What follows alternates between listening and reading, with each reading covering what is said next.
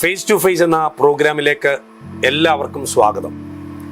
ഇന്ന് ഈ പ്രോഗ്രാമിൽ നമ്മളോടൊപ്പമായിരിക്കുന്നത് കർത്താവിൽ പ്രസിദ്ധനായ റവറൻ ഡോക്ടർ സണ്ണി ജോർജ് അവറുകളാണ്. മിച്ചിഗൻ ഇന്റർനാഷണൽ ക്രിസ്ത്യൻ അസംബ്ലിയുടെ പാസ്റ്ററായിട്ട്, സീനിയർ പാസ്റ്ററായിട്ട് അദ്ദേഹം സേവനമനുഷ്ഠിക്കുകയാണ്. ഇന്ന് നമ്മളോടൊപ്പമുള്ളതിൽ വളരെയധികം സന്തോഷം. ഈ ഫേസ് ടു ഫേസ് പ്രോഗ്രാമിലേക്ക് കർത്തൃദാസനെ സ്വാഗതം ചെയ്യും.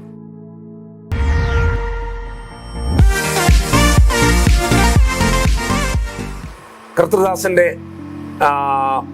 ഒരു ഉന്നതമായ ജോലിയിൽ, പോളിമർ എഞ്ചിനീയറിംഗിൽ, ആ ഒരു അനുഗ്രഹിക്കപ്പെട്ട ജോലിയിൽ നിന്ന് കർത്തൃവേലയിലേക്ക് വരാൻ ഉണ്ടായ സാഹചര്യങ്ങളെക്കുറിച്ച്, കുടുംബത്തെക്കുറിച്ചും ഒക്കെ നമുക്ക് ചിന്തിക്കാം.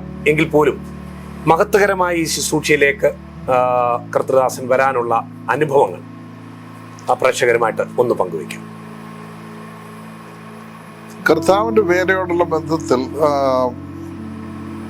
എല്ലാ കാലത്തും എൻ്റെ ചെറുപ്പകാലം മുതലേ അതിനകത്ത് പല നിലവാരത്തിൽ ഇൻവോൾവ് ആയിരുന്നു. ഞാൻ ഇന്ത്യ പെന്തക്കോസ്ത് ദൈവസഭയുടെ ബാക്ക്ഗ്രൗണ്ടിൽ അതിലാണ് ഞാൻ വളർന്നു വന്നത്. അതുകൊണ്ട് ഞങ്ങളുടെ സഭയോടുള്ള ബന്ധത്തിൽ PIP-യിലും സൺഡേ സ്കൂളിലും വളരെ ആക്റ്റീവായിട്ട് സഭയുടെ പ്രവർത്തനങ്ങളിൽ ആക്റ്റീവായിരുന്നു. അപ്പോൾ അതുകൊണ്ട് സുവിശേഷ വേല എന്ന് പറയുന്നത് എനിക്ക് പുതിയ കാര്യമല്ല. മാത്രമല്ല, ഞാൻ കടന്നു വന്നത് എൻ്റെ ഗ്രാൻഡ് ഫാദറിൻ്റെ മദർ ആണ് പെന്തക്കോസ്ത് വിശ്വാസത്തിലേക്ക് വരുന്നത്. അതുകൊണ്ട് എനിക്ക് ഒരു പാരമ്പര്യം ആ വിധത്തിലുണ്ട്. എന്നാൽ ഞാൻ സെക്കുലറായിട്ടുള്ള ജോലി ചെയ്യാനായിട്ട് ഉള്ള സാഹചര്യം ഉണ്ടായി. സെക്കുലറായിട്ടുള്ള ജോലി ചെയ്തു. ആദ്യം ഒരു കെമിസ്റ്റായിട്ട് ജോലി ചെയ്തു.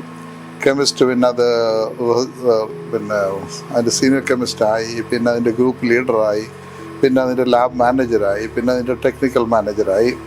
അങ്ങനെ മുമ്പോട്ട് പോവുകയാണ്. അപ്പോൾ തന്നെ സഭയിൽ വളരെ ഇൻവോൾവ് ആയിട്ടും സഭയുമായിട്ട് ദൈവദാസന്മാർക്ക് കഴിവുകളെടുത്തോളം കൈത്താങ് കൊടുത്തുകൊണ്ട് മുമ്പോട്ട് പോയി. എന്നാൽ എൻ്റെ ചെറുപ്പകാലത്ത് എനിക്കൊരു സംഭവം ഉണ്ടായി.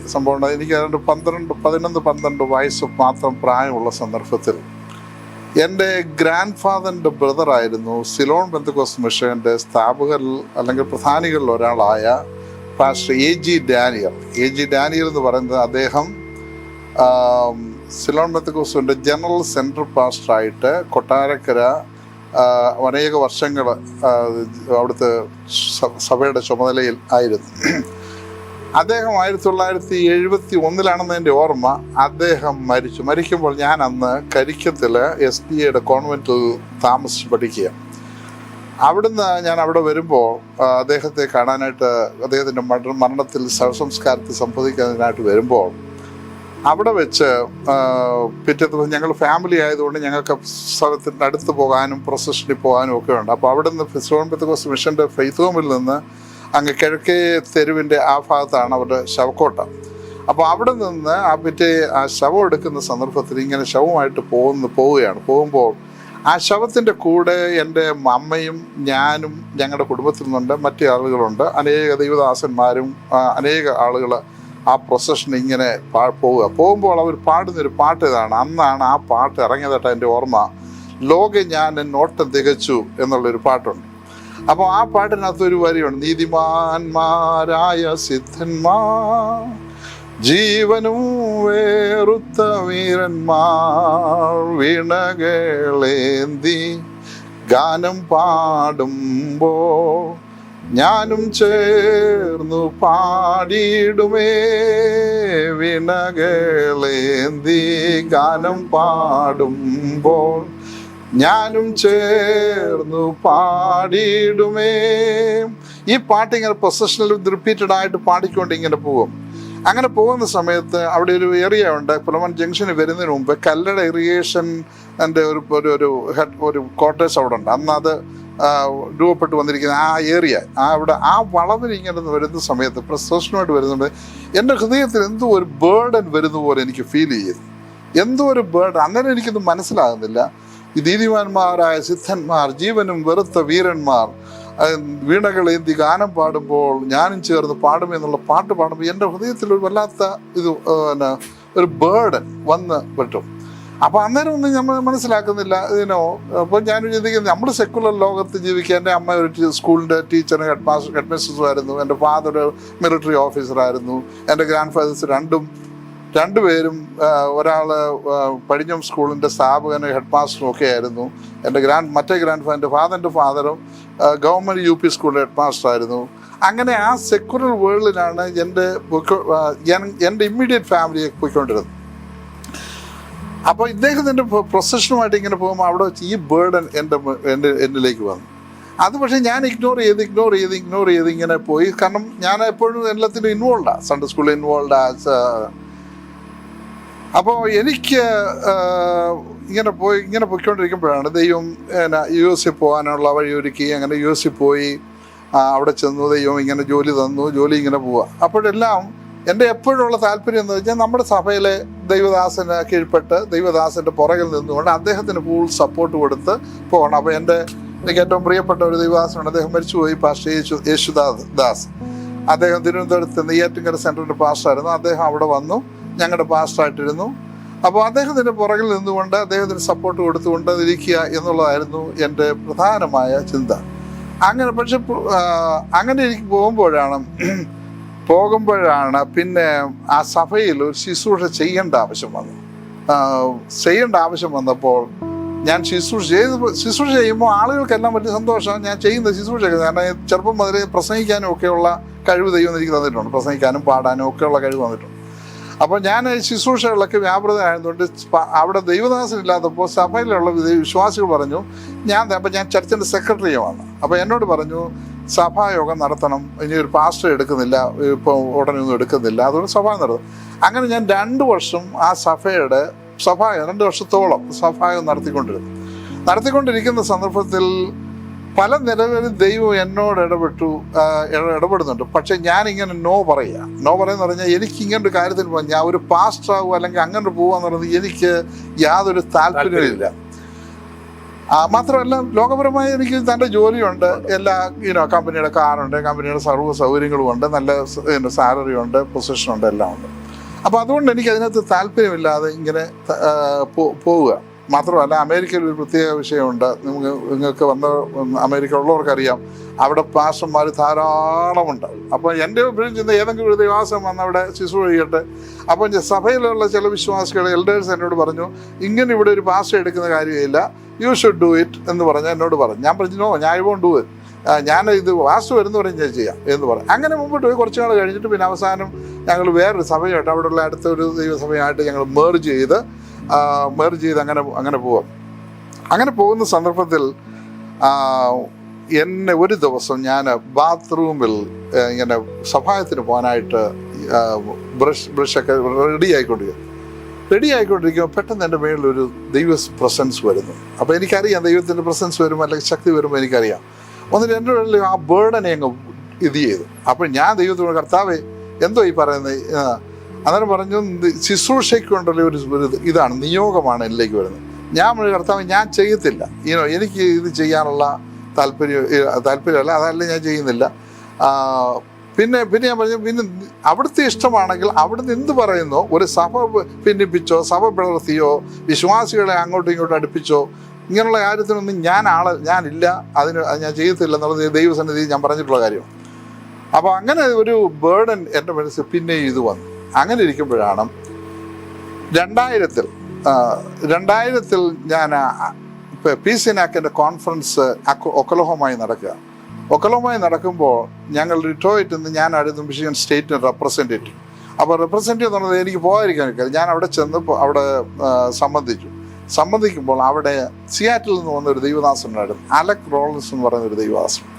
അദ്ദേഹം ഈ ദൈവജനം ശുശ്രൂഷിച്ചിട്ട് ദൈവ വേലയ്ക്ക് വേണ്ടി സമർപ്പിക്കാനായിട്ടുള്ളവർ ഉണ്ടോ എന്ന് പുള്ളി ചോദിച്ചു. അപ്പം ഞാൻ ആ ഗാലറിയിൽ ഇരിക്കുക.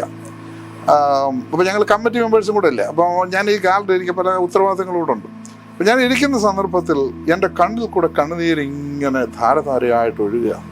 അപ്പം അതായത് ഒഴിയുന്ന ഈ ബേർഡൻ എന്നെ അങ്ങ് വർദ്ധിച്ചു വന്നിട്ട് എനിക്ക് വല്ലാത്ത സഹിക്കാൻ വയ്യാത്ത ഒരു ബേർഡനാണ് എൻ്റെ മനസ്സിൽ വരുന്നത്. അപ്പോൾ അങ്ങനെ ഇരിക്കുമ്പോൾ ഈ ദൈവദാസൻ ചലഞ്ചിങ് മെസ്സേജാണ് പറഞ്ഞു കഴിഞ്ഞപ്പോൾ ഞാൻ ആ മെസ്സേജിൻ്റെ മുമ്പിൽ എന്നെ തന്നെ സമർപ്പിച്ച് ആ ദൈവദാസൻ ആൾട്ടർ കോൾ കൊടുത്തപ്പോൾ ഞാൻ എഴുന്നേറ്റ്. അപ്പോൾ എൻ്റെ ഭാര്യ എൻ്റെ തൊട്ടടുത്തിരുമ്പോൾ ഞാൻ എഴുന്നേറ്റ് ഗാലറിയിൽ നിന്ന് ഇറങ്ങി താഴെ ചെന്ന് ആ ദൈവദാസൻ്റെ മുമ്പിൽ മറ്റനേകർ വന്നു. അപ്പോൾ ഞാൻ അവിടെ ചെന്ന് നിൽക്കുമ്പോൾ എൻ്റെ കൂടെയുള്ള എൻ്റെ വൈഫും ഉണ്ട് അവിടെ വന്ന് എൻ്റെ പുറകെ നിൽക്കുന്നു. പുള്ളിക്കാരി കരഞ്ഞുകൊണ്ട് ഇങ്ങനെ ഇത് ചെയ്യാം. അവിടെ വെച്ച് ഞാൻ സമർപ്പിച്ചു. ആ ദൈവദാസൻ ഞങ്ങൾക്ക് വേണ്ടി പ്രാർത്ഥിച്ചു, അല്ലെങ്കിൽ വന്ന എല്ലാവർക്കും വേണ്ടി പ്രാർത്ഥിച്ചു. അങ്ങനെയാണ് ഞാൻ സുവിശേഷ വേലയ്ക്ക് വേണ്ടി സമർപ്പിക്കുന്നത് ദൈവത്തിന്. 2013 പാസ്റ്റർ എനിക്ക് പേഴ്സണലി പരിചയപ്പെടാൻ അമേരിക്കയിലെ പിസിനാക്ക് കോൺഫറൻസിൽ വന്നപ്പോഴാണ് പരിചയപ്പെടാനായിട്ട് സാധിച്ചത്. അന്ന് എനിക്ക് വളരെയധികം സന്തോഷം തോന്നിയത്, നമുക്കൊരു മുൻപരിചയമില്ലാതെ പാസ്റ്റർ വന്ന് നമ്മളെ സ്വീകരിക്കുന്നു, നമ്മുടെ വീട്ടിൽ കൊണ്ടുപോകുന്നു. അന്ന് മുതലുള്ളൊരു ബന്ധം. അപ്പോൾ പാസ്റ്റർക്ക് വളരെ വചനത്തിൻ്റെ ഒരു വചന വെളിപ്പാട് കർത്താവ് തന്നിട്ടുണ്ട്. അത് അന്ന് മുതൽ പാസ്റ്ററോട് സംസാരിക്കുമ്പം എനിക്കിത് പേഴ്സണലി അത് മനസ്സിലായിട്ടുണ്ട്. ഒരു ഡീപ്പായിട്ടുള്ള ഒരു വചന വെളിപ്പാട്. അപ്പം പിന്നെ കുറേ വർഷങ്ങൾക്ക് ശേഷമാണ് നമ്മൾ ഇങ്ങനൊരു ഇതിലേക്ക് നമ്മൾ കാണുന്നതും ഒരു ബന്ധം പിന്നെയും പുലർത്തുന്നത്. കഴിഞ്ഞ ദിവസം ഞാൻ ഒരു വീഡിയോ കണ്ടത്, നമ്മുടെ ബൈബിൾ സ്കൂളിലെ ഒരു ഗ്രാജുവേഷൻ സെറമണിയിൽ പാസ്റ്റർ സംസാരിക്കുമ്പോൾ അതിനകത്ത് പറഞ്ഞ കുറച്ച് പോർഷൻസ് അതൊരു ആൾക്കാരിലേക്ക് ഒരു തെറ്റിദ്ധാരണ വരുത്തുകയും അത് വീഡിയോ കട്ട് ചെയ്ത് പ്രചരിപ്പിക്കുകയും ചെയ്തിട്ടുണ്ട്. അതുമായിട്ട് ബന്ധപ്പെട്ട് എന്താണ് പാസ്റ്റർക്ക് പറയാനായിട്ടുള്ളത്? ദൈവദാസന്മാരെന്ന് പറയുന്നത് ദൈവ മർമ്മങ്ങളുടെ ഗ്രഹവിചാരകന്മാരാണ്. നമ്മൾ വേദപുസ്തകം അങ്ങോട്ട് എടുത്തിട്ട് എന്തെങ്കിലും കുറെ കഥ പറയാനല്ല. ദൈവദാസന്മാർ ദൈവത്തിൻ്റെ മർമ്മങ്ങളെ ജനത്തിന് പറഞ്ഞു കൊടുക്കേണ്ട ഉത്തരവാദിത്വമാണ് നമുക്കുള്ളത്. അപ്പോൾ അങ്ങനെ ഒരു അഭിഷേകം ദൈവം എനിക്ക് തന്നിട്ടുണ്ട്. അതുകൊണ്ടാണ് ഞാൻ 2008 പബ്ലിഷ് ചെയ്ത ഒരു ബുക്കുണ്ട്, Jesus Christ a carpenter of Nazareth with a big question mark. അത് ഇംഗ്ലീഷിലാണ് ഞാൻ പബ്ലിഷ് ചെയ്തിരിക്കുന്നത്. ആ ബുക്കിനകത്ത് ഞാൻ പറഞ്ഞത്, നമ്മുടെ ലോകം മുഴുവനും ആളുകൾ മനസ്സിലാക്കിയിരിക്കുന്നത് നമ്മുടെ കർത്താവ് കാർപ്പൻറ്റർ ചെയ്ത് ഉപജീവനം കഴിച്ചു എന്നൊക്കെയാണ്. ഞാൻ അതിനെക്കുറിച്ച് പഠിച്ചപ്പോൾ ഒരു ദിവസം ദൈവവചനം ശുശ്രൂഷിച്ചുകൊണ്ടിരിക്കുമ്പോഴാണ് ഈ റെവലേഷനിലേക്ക് വരുന്നത്. അപ്പോൾ സഭായോഗത്തിൽ ഞാൻ വചനം ശുശ്രൂഷിക്കുമ്പോൾ ഈ റെവലേഷൻ എനിക്ക് വരുന്നത്. അങ്ങനെ ഒരു കാര്യം നടന്നിട്ടില്ല. നമ്മുടെ കർത്താവിന് കാർപ്പൻറ്റർ ചെയ്ത് ജീവിക്കേണ്ട ആവശ്യമില്ല, കാർപ്പൻറ്റർ ചെയ്ത് ഉപജീവനം കഴിക്കേണ്ട ആവശ്യമില്ല എന്നുള്ളത് ഞാൻ മനസ്സിലാക്കിയിട്ട് 15-16 റീസൺസ് എന്തുകൊണ്ട് കർത്താവ് കാർപ്പൻറ്റർ ചെയ്തിട്ടില്ല. മാത്രമല്ല, കാർപ്പൻറ്ററി ചെയ്താൽ കർത്താവ് ദൈവപുത്രൻ എന്നുള്ള സ്റ്റാറ്റസിന് പോലും പ്രശ്നമാണ്. അല്ലെങ്കിൽ മാനവജാതിയുടെ പാവപരിഹാരത്തിന് താൻ വന്നതിന് പോലും പ്രശ്നമാണ്. അല്ലെങ്കിൽ അതിന് എന്താ പറയുന്നത്, അതിന് ഒരു കളങ്കം ചാർത്തും എന്നുള്ളത് ഞാൻ മനസ്സിലാക്കി. അതെല്ലാം പുസ്തകത്തിന് വിസ്തരിച്ചു കൊടുത്തിട്ടുണ്ട്. അപ്പോൾ ഈ വിധത്തിൽ ദൈവിക മർമ്മങ്ങൾ ദൈവം എന്നെ മനസ്സിലാക്കി തരുന്നത് എൻ്റെ സഭയിൽ, ഞാൻ ഏത് മർമ്മം ലഭിച്ചാലും ആദ്യം ഞങ്ങളുടെ സഭയിൽ പറയാനാണ് ഞാൻ ഇഷ്ടപ്പെടുന്നത്. അതിനുശേഷം മറ്റുള്ളിടത്ത് പറയാം. ഇപ്പം ഇവിടെ ഞാൻ ഇങ്ങോട്ട് വരുമ്പം ഇത്രയും ദൂരം വരുമ്പോൾ അത് വേറെ കാര്യം. എന്നാൽ സാധാരണ ഇതിന് അങ്ങനെ ആ വിഷയങ്ങൾ എനിക്ക് മനസ്സിലാകുമ്പോൾ ഞാനത് മറ്റുള്ളവരുമായിട്ട് എനിക്ക് അനേക ദൈവദാസന്മാർ ഫ്രണ്ട്സ് ഉണ്ട്, അവരോടൊക്കെ കഴിയുന്ന അവസരങ്ങളിൽ ഞാൻ ഷെയർ ചെയ്യാറുണ്ട്. അറിവുള്ളവരത് സ്വീകരിക്കുകയും മനസ്സിലാക്കുകയും സന്തോഷിക്കുകയും ഒക്കെ ചെയ്യുന്നുണ്ട്. അവർ എന്നോട് നന്ദി പറയാറുണ്ട്. അപ്പം ഇങ്ങനെ ഇരിക്കുമ്പോഴാണ് ഇവിടെയുള്ള ഈ ബൈബിൾസ് കോളേജിൻ്റെ ഗ്രാജുവേഷനിൽ എന്നോട് അദ്ദേഹം, ഗ്രാജുവേഷൻ്റെ ഡയറക്ടർ, എന്നെ സിംഗപ്പൂരിൽ നിന്ന് വിളിച്ചിട്ട് പറഞ്ഞു, ഇപ്രാവശ്യത്തെ മെയിൻ ഗസ്റ്റ് ദൈവദാസനായിരിക്കും, അതുകൊണ്ട് വരാനൊക്കുമോ എന്ന് ചോദിച്ചു. അപ്പം ഞാൻ പറഞ്ഞു വരാം. അപ്പോൾ എൻ്റെ ഞങ്ങളുടെ അടുത്ത കുടുംബ സുഹൃത്തായ ഒരു തോമസ് സാറുണ്ട്, അവിടുത്തെ DU ആയിട്ട് IPCയുടെ കൗൺസിൽ മെമ്പറൊക്കെ ആയിരുന്നു. ആ ദൈവദാസനും എന്നെ വിളിച്ചിട്ട് പറഞ്ഞു, തീർച്ചയായും വരാൻ നോക്കണം എന്ന് പറഞ്ഞു. അദ്ദേഹം അവിടുത്തെ ഒരു ഫാക്കൽറ്റിയാണ്. അപ്പം ഞാൻ ശ്രദ്ധിച്ചു നോക്കട്ടെ, എൻ്റെ പല കാര്യങ്ങൾ മാറ്റി വെക്കാണ്, അതിന് ശേഷം ഞാൻ വരാം. അങ്ങനെ വരാമെന്ന് പറഞ്ഞ് ഞാൻ അവസാനം വാക്ക് കൊടുത്തു. അങ്ങനെയാണ് ഞാൻ വന്നത്. അപ്പോൾ വന്ന സമയത്ത് അവിടെ 2 മീറ്റിങ്ങിലാണ് ഞാൻ സംസാരിച്ചത്. ഒരു മീറ്റിങ്ങിനകത്ത് പാസ്റ്റേഴ്സ് ആൻഡ് ഫാമിലീസിൻ്റെ സെമിനാറുണ്ട്, 150 പേരുണ്ടായിരുന്ന എൻ്റെ ഓർമ്മ, പാസ്റ്റർമാരും ഒക്കെ ആയിട്ട്. അധികം പാസ്റ്റർമാർ. ആ മീറ്റിംഗ് സംസാരിച്ചതിന് ശേഷം അത് 1.25 മണിക്കൂറോളം ഞാൻ സംസാരിച്ചു അതിനകത്ത്. അത് എല്ലാവർക്കും വലിയ സന്തോഷമായിരുന്നു. എല്ലാവരും എന്നെ വളരെ കാര്യമായിട്ട് അവർ ഇത് അപ്രീഷിയേറ്റ് ചെയ്യുന്നു. അത് കഴിഞ്ഞ് 2ാമത്തെ ദിവസം അവിടുത്തെ ബൈബിൾസ് കോളേജിൻ്റെ ഗ്രാജുവേഷനായിരുന്നു. അപ്പോൾ ആ ഗ്രാജുവേഷനകത്ത് കോൺവെക്കേഷൻ സ്റ്റുഡൻസിന് കൊടുക്കാൻ, അല്ലെങ്കിൽ ഗ്രാജുവേറ്റ് ചെയ്യുന്ന സ്റ്റുഡൻസ് കൊടുക്കാനായിട്ട് 20 മിനിറ്റ് സമയമുള്ളൂ. ആ 20 മിനിറ്റ് സമയത്തിനകം എൻ്റെ ഉദ്ദേശം എന്താ, മാക്സിമം ഇൻഫർമേഷൻ അവർക്ക് കൊടുക്കാൻ ഒക്കുന്നിടത്തോളം കൊടുക്കണം എന്നതാണ് എൻ്റെ ആഗ്രഹം, എൻ്റെ ചിന്ത. അപ്പം ഞാൻ ആ വിഷയം സംസാരിച്ചിങ്ങനെ വരുന്ന സന്ദർഭത്തിൽ ദൈവദൂതന്മാരെ കുറിച്ചും നമ്മുടെ കർത്താവ് ഭൂമിയിൽ വരാനുള്ള കാരണം എന്താണെന്നും കർത്താവ് തന്നെ വരാനുള്ള കാരണം എന്താണെന്നും ഒന്ന് 2 വാക്കുകൾ അല്ല മിനിറ്റിൽ ആ 20 മിനിറ്റിൻ്റെ മെസ്സേജിൽ ഞാൻ പറഞ്ഞു. ആ പറഞ്ഞ കാര്യങ്ങൾ ആളുകൾക്ക് ഗ്രഹിക്കാൻ അല്പം ബുദ്ധിമുട്ട് വരുമെന്നുള്ളത് മലയാളിയായ എനിക്കറിയാം. കാരണം പെന്തക്കോസ്തിൽ ജനിച്ചു വളർന്ന എനിക്ക് അത് മനസ്സിലാക്കാനൊന്നും കഴിയുള്ളൂ.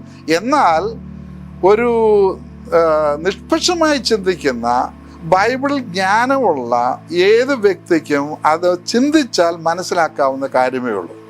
എന്നാൽ ആ സമയത്ത് അത് പറഞ്ഞു. അവിടെയുള്ളവർക്ക് ആർക്കും, അവിടെയുള്ള പല സീനിയറായ ദൈവദാസന്മാരുണ്ടായി. എൻ്റെ സ്നേഹിതന്മാർ അവിടെ ഉണ്ടായിരുന്നു. ഇവിടെ IPCയുടെ കുമ്പനാട്ട് IGOയിൽ ഏറ്റവും സീനിയർ മോസ്റ്റ് ഫാക്കൽറ്റി ആയ പാസ്റ്റർ PJ ദാനിയൽ സാറുണ്ടായിരുന്നു. അവർക്ക് ആർക്കും ഒരു പ്രശ്നം ഉണ്ടായിരുന്നില്ല. അപ്പോൾ അവരെല്ലാം വളരെ സന്തോഷമായിട്ട് പറഞ്ഞു, അവിടെ ഉള്ളവർക്കും പറഞ്ഞു. പക്ഷേ ആ മീറ്റിംഗ് കഴിഞ്ഞപ്പോഴാണ് ഞാൻ അറിയുന്നത് അതിനകത്ത് നിന്ന് ഏതോ ഒരു ചെറിയ പോർഷൻ എടുത്തിട്ട് ആരോ സാബറ്റാജ് ചെയ്യാൻ, അല്ലെങ്കിൽ ആ ബൈബിൾ സ്കൂൾ വന്ന എന്നെയും എനിക്ക് ട്രാൻസ്ലേറ്റ് ചെയ്ത ആ ദൈവദാസനെയും അത്യാവശ്യം വഹിച്ച ദൈവദാസന്മാരെയൊക്കെ ആക്ഷേപിച്ചുകൊണ്ട് ചില കാര്യങ്ങൾ ഇട്ടതായിട്ട് എൻ്റെ ശ്രദ്ധയിൽ അവിടെയുള്ള ചിലർ എന്നോട് ഏർപ്പെടുത്തി. അപ്പോൾ അത് എഴുതുമ്പോൾ ഞാൻ വിചാരിച്ചത് എങ്ങനെയാണ് ആളുകൾ പറഞ്ഞ് മനസ്സിലാക്കേണ്ടത്. കാരണം നമ്മുടെ ദൈവമക്കൾ അവർ സിൻസിയറാണ്, ഇന്നസെൻ്റ്. അവരൊരു കാര്യം കേൾക്കുമ്പോൾ അതിനോട് റെസ്പോണ്ട് ചെയ്യുന്നു. അതിന് നമുക്ക് അവരെ കുറ്റം പറയാനൊക്കത്തില്ല. കാരണം അവർ പഠിച്ചിരിക്കുന്ന കാര്യം. ഒരു പുതിയ ഇൻഫർമേഷൻ വരുമ്പോൾ, പുതിയ കാര്യം മനസ്സിലാകുമ്പോൾ, ഒരു പുതിയ മർമ്മം വരുമ്പോൾ അത് മനസ്സിലാക്കാനുള്ള ബിബ്ലിക്കൽ ജ്ഞാനം പലർക്കും ഇല്ല. അപ്പോൾ അതുകൊണ്ട് ഫലമായിട്ട് എന്ത് ചെയ്യും, അനേകം നെഗറ്റീവായിട്ടുള്ള കമൻസ് ഇടാനും. അതുകൊണ്ടാണ് നമ്മളൊരു വീഡിയോ അതിനുള്ള ബന്ധത്തിൽ അത് നമ്മൾ ചെയ്തത്. അപ്പോൾ ആർക്കെങ്കിലും ആ വിഷയത്തിൽ എന്തുകൊണ്ട് യേശു വന്നു, എന്തുകൊണ്ട് പിതാവ് വന്നില്ല, പുത്രൻ പരിശുദ്ധാത്മ വന്നില്ല, അവരെ റെപ്രസെൻ്റ് ചെയ്യുന്ന മീഖായേല്, ഗബ്രിയേല്, ലൂസിഫർ എന്ന് പറയുന്ന വീണുപോയ ദൂതൻ ഉൾപ്പെടെയുള്ളവർ, അവർ 3 പേരും പിതാവായ ദൈവത്തെയും പുത്രനെയും പരിശുദ്ധാത്മാവിനെയും റെപ്രസെൻ്റ് ചെയ്യുന്നവരാണെന്നും, അല്ലെങ്കിൽ അവരുടെ ആജ്ഞാവർത്തികളാണെന്നും, ആ ആജ്ഞാവർത്തിയായ ഒരു ദൂതനാണ് ഈ പണി കാണിച്ചതെന്നും അതിനെ വീണ്ടെടുക്കുവാൻ കർത്താവ് വന്നു എന്നുള്ള കാര്യങ്ങളാണ് ഞാൻ പറഞ്ഞത്. പ്രത്യേകിച്ച് പാസ്റ്ററെ കഴിഞ്ഞ ദിവസം നടന്ന മീറ്റിങ്ങിൽ പഴയ കാലത്തെ ആ ഓർമ്മകളും ആ പാട്ടും ഒക്കെ പാസ്റ്റർ പാടി. അത് ഭയങ്കര ചലഞ്ചിങ് ആയിരുന്നു. ആ ബാല്യകാല ഓർമ്മകളോ അല്ലെങ്കിൽ അങ്ങനെയുള്ള ചില അനുഭവങ്ങൾ ആ പാട്ടിന്റെ ആ വരി ഒന്ന് പാടുവാണെങ്കിലും നല്ലതായിരിക്കും. അനേക പഴയ പാട്ടുകൾ, അത് എൻ്റെ അമ്മയാണ് എന്നെ ഒരുപാട് പാട്ടുകൾ പാടും. അമ്മയ്ക്ക് നന്നായിട്ട് പാടാനുള്ള കഴിവുണ്ട്. അമ്മ അധ്യാപികയായിരുന്നെങ്കിലും പാടാനുള്ള കഴിവുണ്ടായിരുന്നു. ചർച്ചിലായാലും വീട്ടിലായാലും ഒക്കെ പാടും. അപ്പം അമ്മ പഠിപ്പിച്ച് ഒരുപാട് പറഞ്ഞു തന്ന പാട്ടുകളുണ്ട്. ആ പാട്ടുകൾ ഇപ്പോഴും എൻ്റെ മനസ്സിലിങ്ങനെ വിടാതെ നിൽപ്പുണ്ട്. അപ്പോൾ അതിലൊരു പാട്ടാണ് ഞാൻ പാടുന്നത്. ദൈവസിംഹാസനെ നിന്നൊഴുകും ആത്മനദി എൻ്റെ ഉള്ളിൽ വന്നു, ദൈവസിംഹാസനെ നിന്നൊഴുകും ആത്മനദി എൻ്റെ ഉള്ളിൽ വന്നു, എൻ ആനന്ദത്തിൻ ആധിക്യത്തെ വർണ്ണിക്കുവാൻ സാധ്യമല്ല, എൻ ആനന്ദത്തിൻ ആധിക്യത്തെ വർണ്ണിക്കുവാൻ സാധ്യമല്ല. ഹല്ലേലൂയാ ഹല്ലേലൂയാ, ആനന്ദം സാനന്ദം പാടിടും ഞാൻ. ഹല്ലേലൂയാ ഹല്ലേലൂയാ, ആനന്ദം സാനന്ദം പാടിടും ഞാൻ. എൻ ഭാഗ്യകാലം ഓർത്തിടുമ്പോൾ ആനന്ദത്താൽ തുള്ളിടുന്നു, എൻ ഭാവികാലം ഓർത്തിടുമ്പോൾ ആനന്ദത്താൽ തുള്ളിടുന്നേ. അതാണ് ഒരു പാട്ട്. അതുപോലെ അനേക പാട്ടുകളുണ്ട്. ദൈവത്തിന് സ്തോത്രം. ആ പാട്ട് ഞാൻ ഒരു പഴയ പാട്ടാണെങ്കിലും ഈ പുതിയ തലമുറയ്ക്ക് ആ പാട്ട് അത്രയും പരിചയമില്ലാത്തൊരു പാട്ടാണ്. പക്ഷെ ആ നല്ല അർത്ഥവത്തായിട്ടുള്ള വരികളാണത്. ആ പാട്ട് പ്രത്യേകിച്ച് അതാരെ എഴുതിയത് ഞാൻ ഓർക്കുന്നില്ല. ആ പാട്ടിന്റെ ലാലിയുടെ ദൈവസിംഹാസനം ഒഴുകുന്ന അത് എത്ര അനുഗ്രഹിക്കപ്പെട്ട ഒരു ദൈവവൈദ്യന്റെ അനുഭവമാണത്.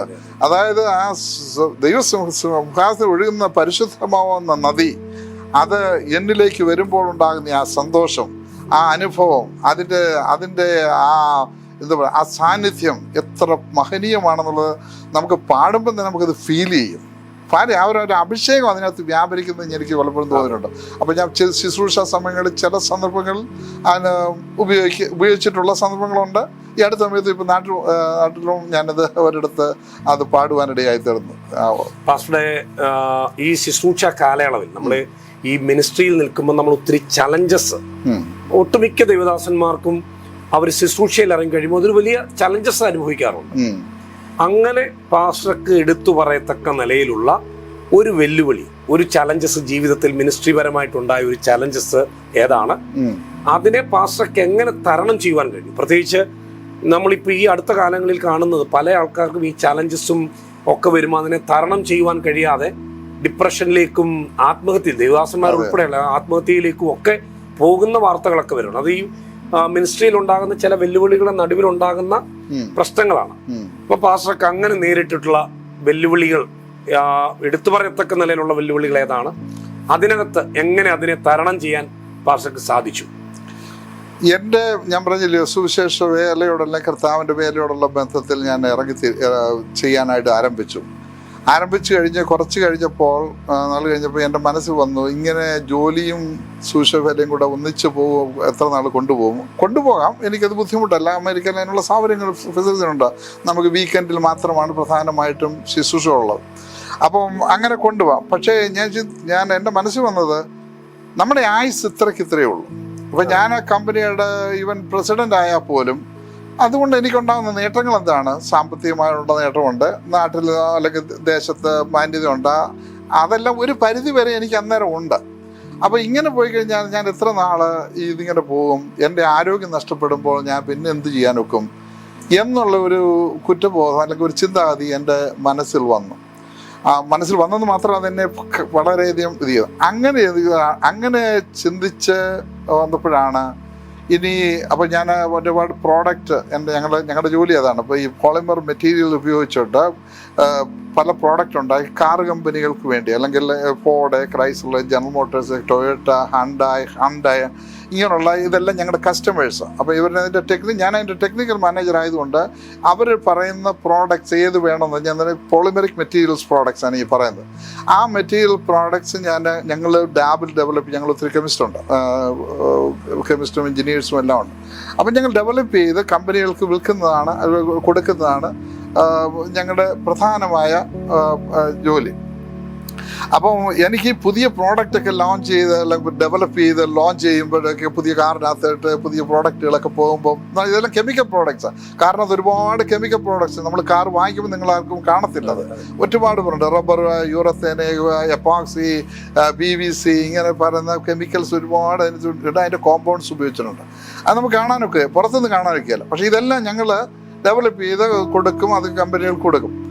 അപ്പോൾ അങ്ങനെ ഒരു പുതിയ പ്രോഡക്റ്റ് ഡെവലപ്പ് ചെയ്യുമ്പോൾ വലിയ സന്തോഷമാണ്. അപ്പം കമ്പനിയുടെ ബോണസ് നമുക്ക് കിട്ടും, നമുക്ക് അത് നമ്മുടെ ടീമിനൊരു വലിയ എൻകറേജ്മെൻ്റ് ഇതാണ്. അപ്പോൾ അങ്ങനെ ഒത്തിരി പ്രോഡക്റ്റ്സ് ഞാൻ ഡെവലപ്പ് ചെയ്ത്, ഞാനും എൻ്റെ ടീമും ഡെവലപ്പ് ചെയ്ത് ഞങ്ങൾ ഇങ്ങനെ അങ്ങനെ വളരെ സന്തോഷമായിട്ട് പോകുന്ന സന്ദർഭമാണ്. പക്ഷേ എൻ്റെ മനസ്സിൽ ഇങ്ങനെ ഇങ്ങനെ ഇത്ര നാൾ പോകും ഞാൻ. ഇപ്പം നല്ല ആരോഗ്യമുള്ള സന്ദർഭമാണ്. ഈ ആരോഗ്യം നഷ്ടപ്പെടുന്ന ഒരു സമയം നമ്മൾ ശലോമൻ പറഞ്ഞതുപോലെ നമ്മുടെ ബലവാൻ കുനിയും നമ്മുടെ ബലാപക്ഷം പൂക്കും എന്നൊക്കെ പറഞ്ഞിരിക്കുന്ന പോലെ ഇതൊക്കെ സംഭവിക്കുന്ന ഒരു ദിവസങ്ങൾ മുമ്പിൽ മനുഷ്യജീവിതത്തിലുള്ളതാണ്. അപ്പോൾ നമ്മുടെ നല്ല കാലത്ത് നമ്മുടെ കർത്താവിന് വേണ്ടി എന്തെങ്കിലും മാക്സിമം ചെയ്യാൻ കഴിയുമെങ്കിൽ ചെയ്യാൻ പറ്റുമെങ്കിൽ നല്ലതായിരിക്കുമെന്ന് എൻ്റെ മനസ്സിൽ വലിയ പ്രേരണയുണ്ടായി.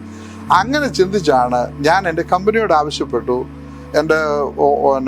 അപ്പോൾ എനിക്കും കമ്പനിയുടെ ഓണേഴ്സ് അല്ലെങ്കിൽ പ്രസിഡൻറ്റിനും തമ്മിൽ ഇടയ്ക്ക് ഒരു വ്യക്തിയേ ഉള്ളൂ.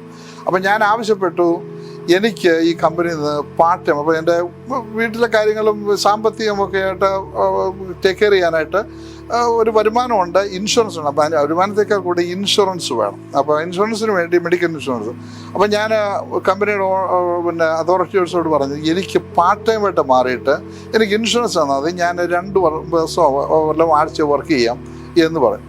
അപ്പോൾ അദ്ദേഹം, കമ്പനിയുടെ പ്രസിഡൻറ്റ്, അദ്ദേഹം വണ്ടി എടുത്തുകൊണ്ട് ഞങ്ങളുടെ ലാബിൻ്റെ അവിടെ വന്നു.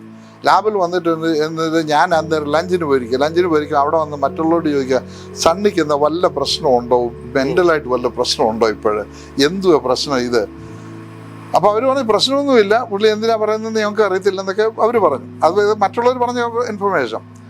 അവസാനം പുള്ളി ഞാനിതിൽ അഡമൻ്റ് അല്ലെങ്കിൽ ഞാനിതിൽ തീരുമാനമാണെന്ന് അറിഞ്ഞപ്പോൾ അദ്ദേഹം എന്നോട് പറഞ്ഞു, നീ ഒരു കാര്യം ചെയ്യും, നീ അങ്ങ് വിട്ടുപോകണ്ട, നീ ഇവിടെ നിൽക്ക്. അപ്പം ഈ സമയത്ത് അമേരിക്കയിലെ എക്കണോമി വല്ലാതെ ടർബുലൻ്റ് ആയിരിക്കുന്ന ഒരു സന്ദർഭം. എന്നെ ചുരുക്കി പറഞ്ഞു കഴിഞ്ഞാൽ അദ്ദേഹം എന്നോട് പറഞ്ഞു, ഞാൻ നിന്റെ സാലറി ഞാൻ നിന്റെ വൈഫിൻ്റെ പേരിൽ തന്നേക്കാം. അദ്ദേഹത്തിൻ്റെ ചെയ്യാനുള്ള അതുകൊണ്ട് കമ്പനിയിൽ അത് ചെയ്യാം, നിന്റെ വൈഫിൻ്റെ പേര് ഞാൻ തന്നേക്കാം, നീ ഈ കമ്പനിയുടെ കാര്യങ്ങൾ ടേക്ക് ചെയ്യാറ്, നിനക്കറിയാം നീ ഈ കമ്പനിയുടെ ഒരു കീ മെമ്പറാണ്, ഈ കമ്പനിയിലെ എത്രമാത്രം ഇൻഫ്ലുവൻസ് ഉണ്ടെങ്കിൽ നിന്റെ പ്രയോജനം എന്താണെന്ന് നിനക്ക് നന്നായിട്ട് അറിയാം, അതുകൊണ്ട് ഞങ്ങൾക്ക് ആവശ്യമുള്ളപ്പോൾ ചെയ്യത്തക്കോണം ഇന്ന് പോകാൻ പറഞ്ഞു. അപ്പോൾ അങ്ങനെ പറഞ്ഞപ്പോൾ ഞാൻ ആദ്യം അങ്ങ് മൗനാനുവാദം കൊടുത്തു കഴിഞ്ഞാൽ ഈ എക്കണോമി ഇങ്ങനെ ഇതായി കഴിഞ്ഞപ്പോൾ അവസാനം എന്തിനു പറയുന്നു, ഞാൻ ആ കമ്പനി കംപ്ലീറ്റ് വിടാനായിട്ട് അങ്ങ് തീരുമാനിച്ചു. അപ്പോൾ തീരുമാനിക്കുമ്പോൾ ഞങ്ങൾക്ക് ഞാൻ അതുവരെ ജോലി ചെയ്ത് ഞങ്ങൾ കുറേ ഇൻവെസ്റ്റ്മെൻറ്റ്സും കാര്യങ്ങളും ഒക്കെ ചെയ്തിട്ടുണ്ട്. അപ്പോൾ അതുള്ളതുകൊണ്ട് കാര്യങ്ങളൊക്കെ നടന്നു പോകും എന്നുള്ള ഒരു ചിന്ത എൻ്റെ മനസ്സിലുണ്ട്. അങ്ങനെ ഞാൻ ജോലി കംപ്ലീറ്റ് ആയിട്ട് അങ്ങ് വിട്ടു. കമ്പനിയായിട്ട് വിട്ടിട്ട് ഞങ്ങളുടെ ബിസിനസ്, എൻ്റെ വൈഫാണ് ആ ബിസിനസ് നേരത്തെ പോലെ ചെയ്തുകൊണ്ടിരിക്കുന്നത്. അപ്പോൾ ഞാൻ വിചാരിച്ചു വൈഫിനെ ഒന്ന് സപ്പോർട്ട് ചെയ്യാം, വൈഫിനെ ഹെൽപ്പ് ചെയ്യാം എന്നൊക്കെ എൻ്റെ മനസ്സിലുണ്ടായിരുന്നു കിട്ടുന്ന സമയമൊക്കെ. അങ്ങനെ ഞാൻ ജോലി വിട്ടു. പക്ഷേ ജോലി വിട്ടപ്പോൾ എന്ത് പറഞ്ഞു, ഈ എക്കണോമി ഇങ്ങനെ ഡൗൺ ആയത് മാത്രമല്ല, ഞങ്ങളുടെ ഇൻവെസ്റ്റ്മെൻ്റ് എല്ലാം കീപ്പോട്ട് പോവുക. ഭയങ്കര ചലഞ്ചിങ് എന്ന് പറഞ്ഞാൽ ഞങ്ങളുടെ കുഞ്ഞുങ്ങൾ സ്കൂളിൽ നിന്ന് കോളേജിലോട്ട് പോകാനുള്ള സമയമായി വരുന്നു. മൂത്ത മോള്, രണ്ടാമത്തെ കുഞ്ഞ്, ഞാൻ അവിടുത്തെ ഏറ്റവും ബെസ്റ്റ് സ്കൂളിലാണ് കുഞ്ഞുങ്ങളെ വിട്ട് പഠിപ്പിച്ചത്. അപ്പം വന്ന് നല്ല ഫീസ് കൊടുത്ത് ഏറ്റവും ബെസ്റ്റ് സ്കൂളിൽ അവിടെ പഠിപ്പിച്ചിട്ട് അവർ കോളേജിൽ പോകാൻ നേരത്ത് അവരെ വിടാനുള്ള പൈസയില്ല. ബില്ലുകൾ വന്ന് കെട്ട് കിടന്നു. ഇതിങ്ങനെ വായിന്നപ്പോഴത്തേക്കും ഒരു നിവർത്തിയുമില്ല, എന്ത് ചെയ്യണമെന്നറിയാൻ വയ്യ.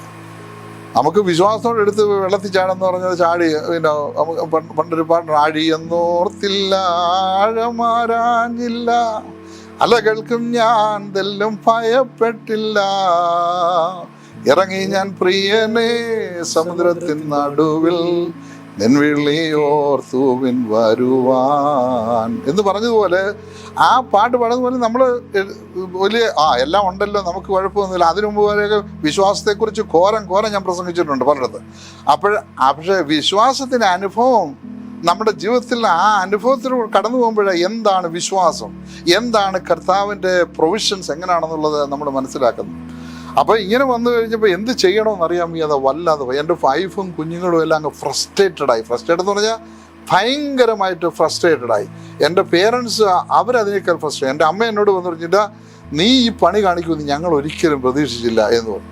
എൻ്റെ ഫാദർ എന്ത് ചെയ്തു, ഞങ്ങളുടെ ആ അന്നത്തെ സാമ്പത്തിക ബില്ലുകൾ കൊടുക്കാനുള്ള പൈസ ഇല്ലാത്തപ്പോൾ എൻ്റെ ഫാദർ ഇവൻ നാട്ടിൽ ചെന്നിട്ട് നാട്ടിലെ കാറ് പുള്ളിയുടെ ഉണ്ടായിരുന്നു.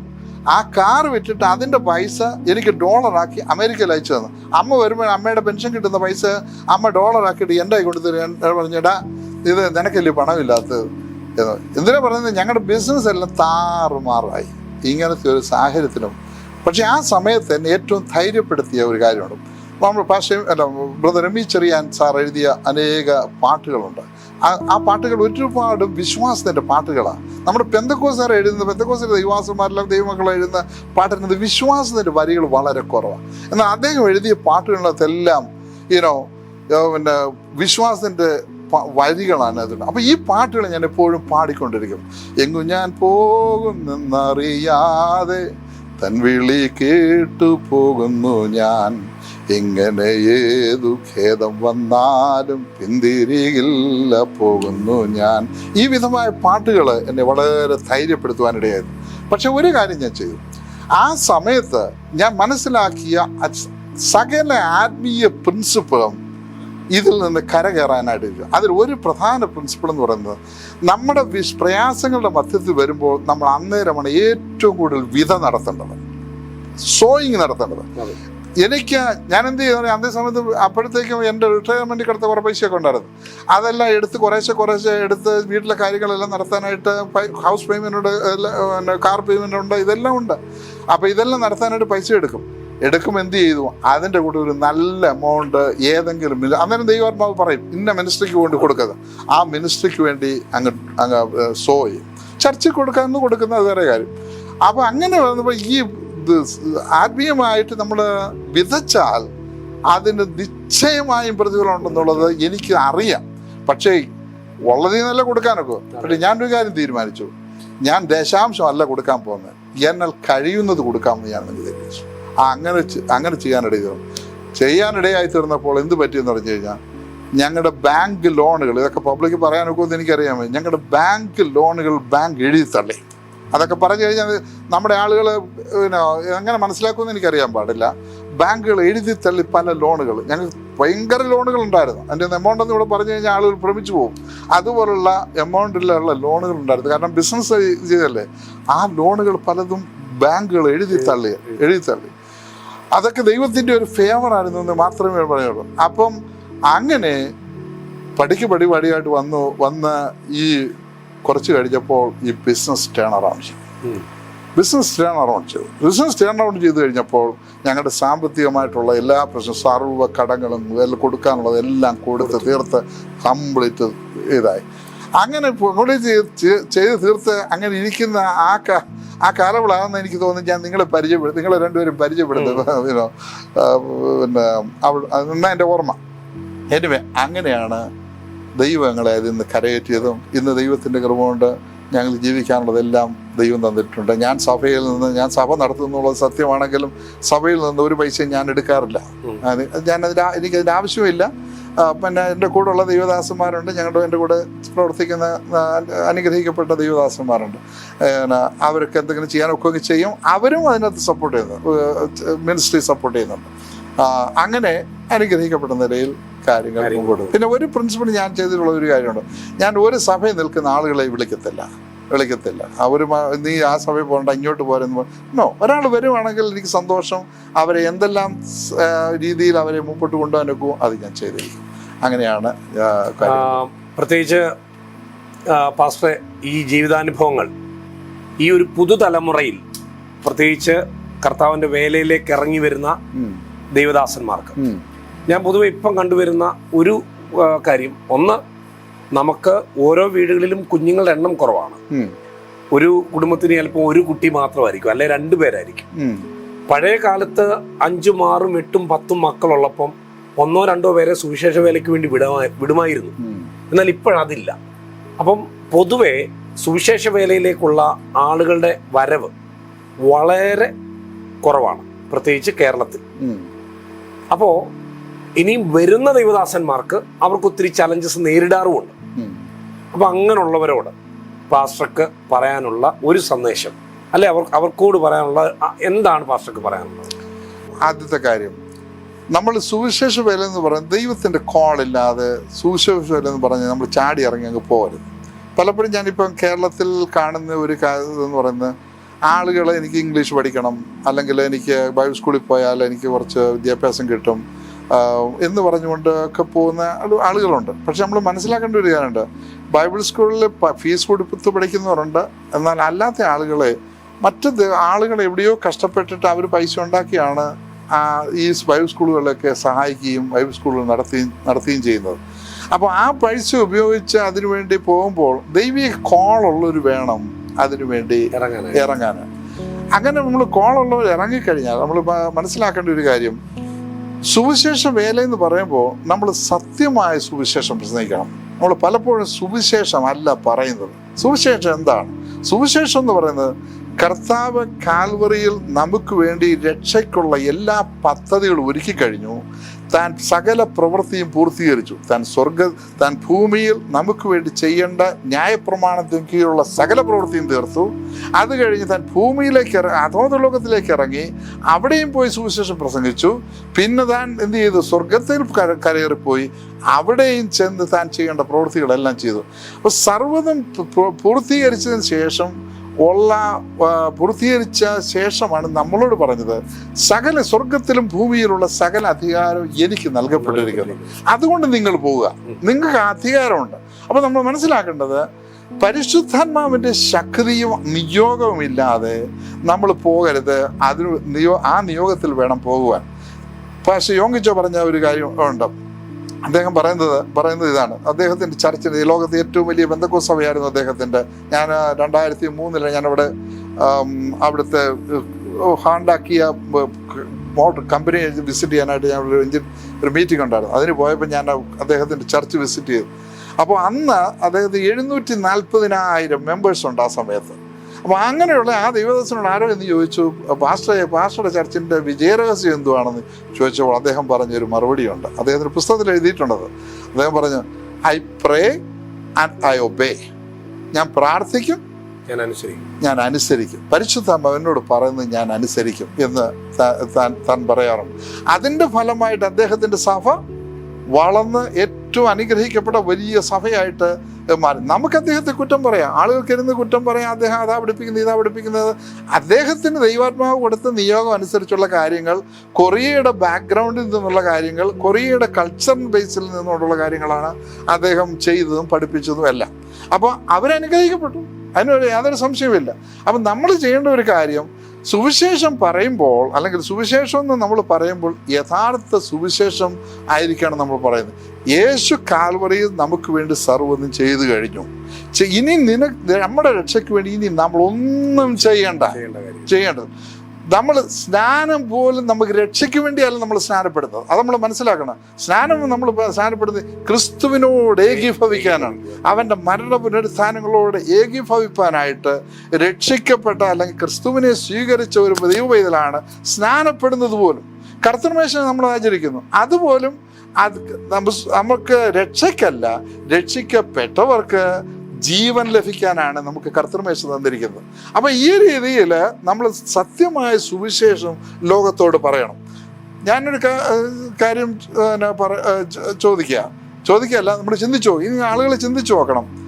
നമുക്കിപ്പം ഒരു മനുഷ്യനോട് ഞാൻ ചെന്ന് പറയാണ്, $1 മില്യൺ രൂപ ഇവിടെ ബാങ്ക് സാങ്ഷനായി കിടക്കുന്നു, നീ നിന്റെ കടമുള്ളത് ആ സാങ്ഷനായി അവിടെ കിടപ്പുണ്ട്, നീ അതെടുത്ത് കൊടുത്ത് അത് നിന്റെ കടമെല്ലാം കൊടുക്കാനുള്ള പൈസ അവിടെ കിടപ്പുണ്ടെന്ന് പറഞ്ഞു കഴിഞ്ഞാൽ, അത് ഞാൻ കേൾക്കുമ്പോൾ അതൊരു സന്തോഷത്തിൻ്റെ വാർത്തയാണോ ദുഃഖത്തിൻ്റെ വാർത്തയാണോ?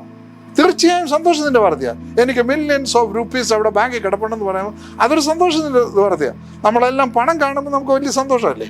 അപ്പം ഇതുപോലെ ആത്മലോകത്ത് ആത്മീയ കാര്യങ്ങളിൽ നമ്മൾ കൊടുക്കാനുള്ള കടമെല്ലാം കൊടുത്തു തീർന്നു, നമുക്ക് പെയ്ഡ് ഓഫ് ആയി. ഇനി നമുക്കൊന്നും ചെയ്യാനില്ല. നമുക്ക് വേണ്ടി ചെയ്ത നമ്മുടെ കർത്താവിനെ വിശ്വസിച്ച് അവന് കൂടെ ലഭിച്ച രക്ഷയെ നമ്മൾ സ്വീകരിക്കുക മാത്രമാണ് നമ്മൾ ചെയ്യേണ്ടത്. പിന്നെ അവൻ്റെ വാക്ക് കേട്ട് നടക്കുക, പരിശുദ്ധാത്മാവ് പറയുന്നതനുസരിച്ച് നടക്കുക. ഇതാണ് നമ്മൾ ജനത്തോട് പഠിപ്പിക്കേണ്ടത്. അപ്പോൾ അത് മനസ്സിലാക്കി കഴിഞ്ഞാൽ നമുക്ക് സുവിശേഷമുള്ള വളരെ ഭംഗിയായി ചെയ്യുവാൻ കഴിയും. അതുപോലെ തന്നെ ഇനി മറ്റൊരു കാര്യം കൂടെ, നമ്മുടെ പ്രോഡക്റ്റ്, നമുക്ക് ഒരു സെയിൽസ്മാനാണ് പോകുന്നതെന്നുണ്ടെങ്കിൽ ആ പ്രോഡക്റ്റിനെ കുറിച്ച് നല്ലതുപോലെ പഠിച്ചിരിക്കണം. നല്ലതുപോലെ പഠിച്ചില്ലെന്നുണ്ടെങ്കിൽ ആ സെയിൽസ്മാൻ്റെ പ്രോഡക്റ്റ് വിൽക്കാനൊക്കെയാണ്.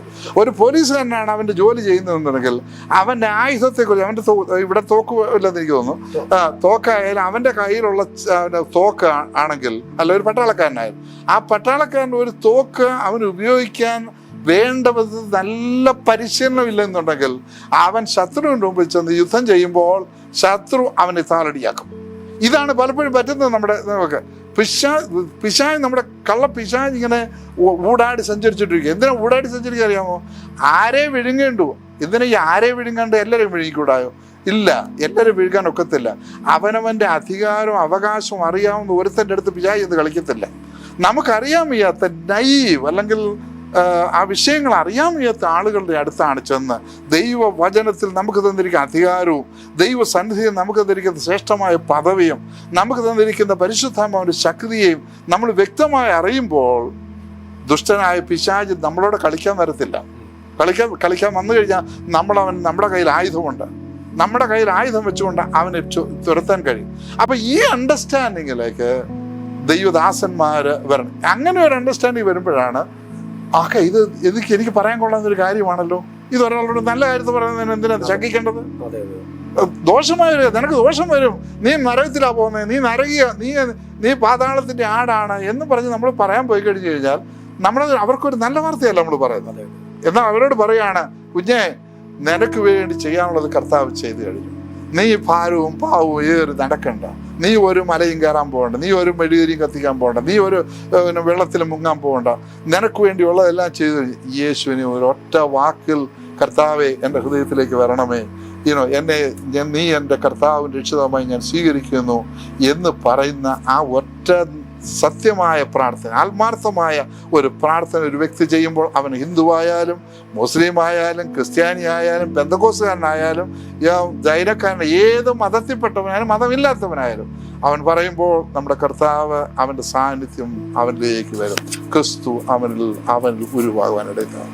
ആ സത്യമാണ് നമ്മൾ സുവിശേഷന്മാർ ലോകത്തോട് പറയേണ്ടത്. യെസ്, പ്രത്യേകിച്ച് ഇത്രയും സമയം കൊണ്ട് ഒരു ദീർഘമായ അനുഭവങ്ങളും കാര്യങ്ങളും പറയാൻ കഴിഞ്ഞില്ലെങ്കിൽ പോലും കുറേ കാര്യങ്ങൾ പാസ്റ്റർ ഞങ്ങളുമായിട്ട് പങ്കുവച്ചു. അവസാനമായിട്ട് കുടുംബമായിട്ടുള്ള സാലി ആൻറ്റി, അതുപോലെ തന്നെ 3 മക്കള്, ആ കുടുംബത്തെക്കുറിച്ചും ഇപ്പോൾ ചെയ്യുന്ന പ്രവർത്തനങ്ങളെക്കുറിച്ച്, അല്ലെ ഫ്യൂച്ചർ പ്ലാൻസ്, ഇനിയും ചെയ്യാൻ ആഗ്രഹിക്കുന്ന വർക്കുകളെക്കുറിച്ച് ചില വാക്കുകളുടെ ഓർപ്പിക്കാം. അതിനുശേഷമായിട്ട് നമുക്ക് ഈ ഒരു പ്രോഗ്രാം, ഇത് തീർച്ചയായിട്ടും പ്രേക്ഷകർക്ക് അനുഗ്രഹമാവുമെന്ന് ഞങ്ങൾ ചിന്തിക്കുന്നു. ചില വാക്കുകൾ കുടുംബത്തെക്കുറിച്ചും ഇപ്പോൾ ചെയ്യുന്ന പ്രവർത്തനങ്ങളെക്കുറിച്ചും ഇനിയും എന്താണ് ചെയ്യാൻ കർത്താവിന് വേണ്ടി ചെയ്യുവാനായിട്ട് ആഗ്രഹിക്കുന്നത് എന്നുള്ളതിനെക്കുറിച്ചും ചില വാക്കുകളൂടെ ഓർപ്പിക്കും.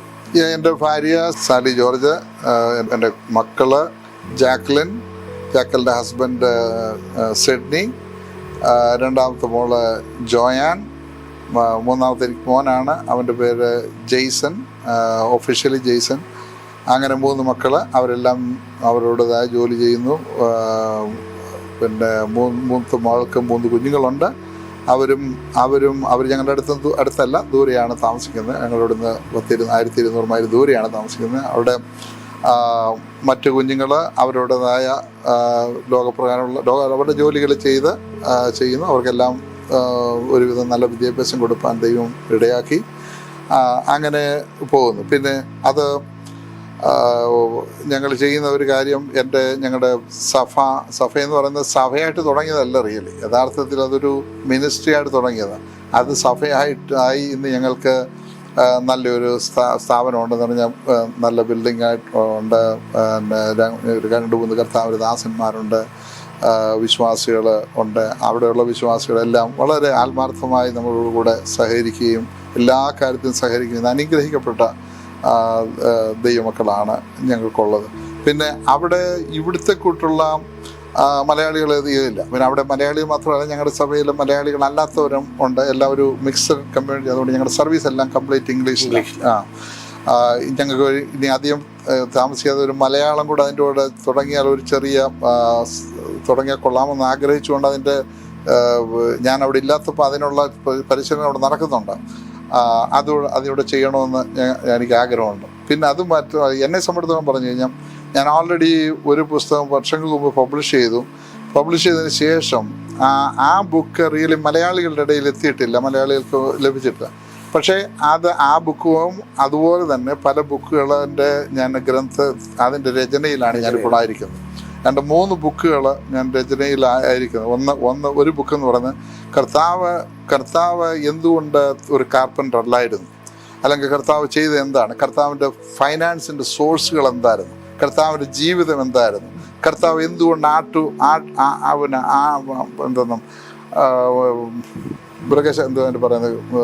കാലിത്തൊഴുത്തിൽ കർത്താവ് എന്തുകൊണ്ട് കാലിത്തൊഴുത്തിൽ പിറന്നു, കാലിത്തൊഴുത്തിൽ തന്നെ കിടത്തി, എന്തുകൊണ്ട് കർത്താവ് പല കാര്യങ്ങളുണ്ട്.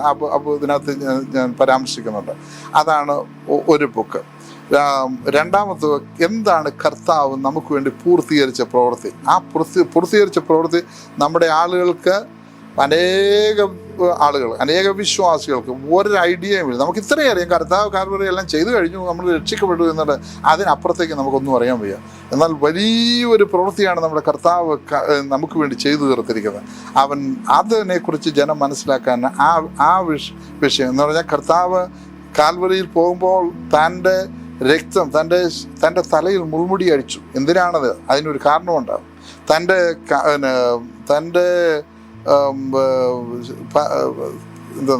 രക്തം വേർപ്പ് തുള്ളിയായിട്ട് വേർപ്പ് രക്തമായിട്ട് പുറത്തു വന്നു. അതെന്തുകൊണ്ട് സംഭവിച്ചു? അതിനൊരു കാരണമുണ്ട്. അതുപോലെ എല്ലാ കാര്യത്തിനും കർത്താവ് ചെയ്ത ഓരോ പ്രവൃത്തിക്കും ഓരോ കാരണമുണ്ട്. അത് നമ്മൾ മനസ്സിലാക്കുമ്പോഴാണ് നമ്മുടെ ദൈവം ഇത്ര നമ്മളോട് സ്നേഹം കാണിച്ച ദൈവമാണല്ലോ എന്ന് നമുക്ക് മനസ്സിലാകുന്നത്. അതാണ് ഒരു പുസ്തകം എഴുതുവാനായിട്ട് ഞാൻ കുറച്ചൊക്കെ അതിൻ്റെ ഡ്രാഫ്റ്റ് തയ്യാറാക്കി വെച്ചിരിക്കുന്നത്. മറ്റൊന്ന്, മറ്റാരും കടക്കാത്തൊരു ഏറിയാണ്, ആരും എഴുതിയിട്ടില്ലാത്തൊരു ഏറിയാണ്. യേശുക്രിസ്തു കാൽവറി ചെയ്ത പ്രവൃത്തിയുടെ ഫലമായിട്ട് ഇന്നത്തെ ടെക്നോളജി വേൾഡ് ഇങ്ങനെ ബൂസ്റ്റ് ചെയ്യാൻ എന്താണ് കർത്താവ് കാൽവറി ചെയ്തത്? ഓക്കെ, എന്തുകൊണ്ട് ഇന്ന് ടെക്നോളജി ഇത്ര അഡ്വാൻസ്? നമ്മളെ 2G 5G 3G 10G എന്ന് പറഞ്ഞാൽ നമ്മൾ ഫോണുകൾ തന്നെ ദിവസത്തിന് ഉടുപ്പ് മാറേണ്ട വന്നിരിക്കുക. കാറുകളാണെങ്കിൽ ഓരോ ദിവസം അഡ്വാൻസ് ചെയ്തുകൊണ്ടിരിക്കുക. ട്രാവലിംഗ് ആണെങ്കിൽ അതുപോലെ മാറ്റം വന്നുകൊണ്ടിരിക്കുക. അഗ്രികൾച്ചർ മേഖലയിൽ അതുപോലെ വന്നുകൊണ്ടിരിക്കുക. എങ്ങനെയാണ് കർത്താവ് എന്താണ് ഇതിൽ ചെയ്തത്? ഇത് എനിക്കറിയാൻ പാടില്ല. ആരെങ്കിലും ഈ ഏരിയയെ കുറിച്ച് പ്രസംഗിച്ചിട്ടാലും എനിക്ക് അറിഞ്ഞുകൂടാ, എഴുതിയിട്ടതും എനിക്ക് അറിഞ്ഞുകൂടാ. ആ ഏരിയയിൽ ദൈവം എനിക്ക് നല്ല അണ്ടർസ്റ്റാൻഡിങ് തന്നിട്ടുണ്ട്. അത് പുസ്തക രൂപത്തിലാക്കി ജനങ്ങളുടെ ഹൃദയത്തിൽ എത്തിക്കണം എന്നുള്ളത് എനിക്ക് ആഗ്രഹമുണ്ട്. അതാണ് മറ്റൊരു കാര്യം ഞാൻ എഴുതുവാൻ ആഗ്രഹിക്കുന്നത്. അപ്പോൾ ഇങ്ങനെ പല പരിപാടികൾ ഉണ്ട്. അപ്പോൾ തന്നെ ഞാൻ അവിടുത്തെ ഞങ്ങളുടെ സ്റ്റേറ്റിൻ്റെ ചർച്ചുകളുടെ കോർഡിനേഷൻ അല്ല എൻ്റെ ചുമതലയാണ്. അവിടെ പാസ്റ്റേഴ്സുമായിട്ട് ഞാൻ ദൈവത്തിൻ്റെ കൃപ പല ദൈവദാസന്മാർ അവിടെയുണ്ട്. ഞങ്ങളെല്ലാവരും ഒന്നിച്ച് പലപ്പോഴും ഒന്ന് കൂടും, ഒന്നിച്ച് പ്രാർത്ഥിക്കും, ഞങ്ങൾ ഒന്നിച്ച് അവിടെ ബൈബന്ധരി മീറ്റിംഗ് എന്ന് ഞങ്ങൾ പറയും. ആ മീറ്റിങ്ങിൽ ഞങ്ങൾ എല്ലാ വിശ്വാസികളെയും കൂട്ടി ഞങ്ങൾ ഒന്നിച്ച് ആരാധിക്കും. ഇങ്ങനെയുള്ള അതിനെല്ലാം കോർഡിനേഷൻ്റെ ചുമതലയൊക്കെ പ്രൈമറിലി എൻ്റെ ഞങ്ങളെല്ലാവരും കൂടെ ചെയ്യുന്നത്. അപ്പോൾ ഞാനാണ് അതിൻ്റെ ചുമതലയായിട്ട് നിൽക്കുന്നത് ഇപ്പോഴും. അങ്ങനെയുള്ള പല കാര്യങ്ങൾ ഞാൻ ചെയ്യുന്നുണ്ട്. പിന്നെ ഇനി ഫ്യൂച്ചറിൽ എനിക്ക് നാട്ടിലേക്ക് ഇപ്പം ഇന്ന് ആദ്യമായിട്ട് ഞാനൊരു മിഷൻ ട്രിപ്പായിട്ട് ഇന്ത്യയിൽ വന്നത്. ഇതുവരെ വന്നിട്ടുള്ളതെന്ന് പറഞ്ഞാൽ അല്ലാതെ വന്നിട്ടുണ്ട്, ഓരോ ആവശ്യങ്ങൾക്കായിട്ട് വന്നിട്ടുണ്ടെന്നുള്ളതല്ലാതെ ഒരു മിഷൻ ട്രിപ്പായിട്ട് വന്നത് ഇപ്രാവശ്യമാണ്. അപ്പോൾ ഇപ്രാവശ്യം ഞാൻ വന്ന ദിവസം മുതൽ ഓരോ കാര്യങ്ങളിൽ ഓരോരുത്തരോട് സംസാരിച്ചും ശുശ്രൂഷിച്ചും ഒക്കെ ചെയ്യുന്നു. അങ്ങനെ ദൈവം ആരോഗ്യവും ആയുസ്സും തരുന്ന കാലത്തോളം കർത്താവിന് വേണ്ടി നിൽക്കണമെന്നാണ് എൻ്റെ ആഗ്രഹം. എന്നാൽ മറ്റുള്ളവരെ റീച്ച് ചെയ്യാത്ത ഏരിയയിൽ റീച്ച് ചെയ്യണം എന്ന് പറഞ്ഞാൽ ആ ഇൻഫർമേഷൻ്റെ ലോകത്ത് റീച്ച് ചെയ്യണമെന്നാണ് എൻ്റെ ആഗ്രഹവും. അതാണ് എൻ്റെ കോളെന്നാണ് എൻ്റെ വലുതായ വിശ്വാസം. തീർച്ചയായിട്ടും ഇത്രയും സമയം എന്നോടും അതുപോലെ തന്നെ എക്സൽ മീഡിയ കാണുന്ന പ്രേക്ഷകരോടുമൊപ്പം സമയം ചെലവഴിച്ചതിൽ വളരെയധികം സന്തോഷം. ഇൻസ്പയറിംഗ് ആയിരുന്നു ആ അനുഭവങ്ങൾ. തീർച്ചയായിട്ടും അത് ഇത് കണ്ടുകൊണ്ടിരിക്കുന്ന അനേകർക്ക് അനുഗ്രഹമാകുമെന്നതിൽ യാതൊരു സംശയമില്ല. തീർച്ചയായിട്ടും ദൈവരാജ്യത്തിന് വേണ്ടി കൂടുതൽ കാര്യങ്ങൾ ചെയ്യാൻ ആ പുസ്തകങ്ങൾ എഴുതുന്ന കാര്യങ്ങൾ പറഞ്ഞു. തീർച്ചയായിട്ടും അത് വളരെ നല്ലതായിരിക്കും. ആ ഇൻഫർമേഷൻസ് മറ്റുള്ളവരിലേക്ക് എത്താനായിട്ട് ഇനിയും കൂടുതൽ പുസ്തകങ്ങൾ എഴുതാനും കൂടുതൽ മിഷൻ യാത്രകൾ ചെയ്യാനും കർത്താവിൻ്റെ രാജ്യത്തിൽ കൂടുതൽ പ്രവർത്തിപ്പാനും കർത്താവ് അവസരം നൽകട്ടെ. ഒരിക്കൽ കൂടെ ഈ ഒരു ഫേസ് ടു ഫേസ് പ്രോഗ്രാമിൽ കടന്നു വന്ന് ഞങ്ങളോടൊപ്പം സമയം ചെലവഴിച്ചതിന് ഹൃദയം നിറഞ്ഞ നന്ദി അറിയിക്കുന്നു. ദൈവം ധാരാളമായിട്ട് അനുഗ്രഹിക്കട്ടെ. ഈ പ്രോഗ്രാം നിങ്ങൾ മറ്റുള്ളവരിലേക്കും എത്തിക്കണം, ഇത് ഷെയർ ചെയ്യണം. തീർച്ചയായിട്ടും ഫേസ് ടു ഫേസിൻ്റെ മറ്റൊരു എപ്പിസോഡ് ഉണ്ടാവും. തീർച്ചയായിട്ടും അതും നിങ്ങൾ കാണണം. ദൈവം എല്ലാവരെയും അനുഗ്രഹിക്കട്ടെ. God bless you.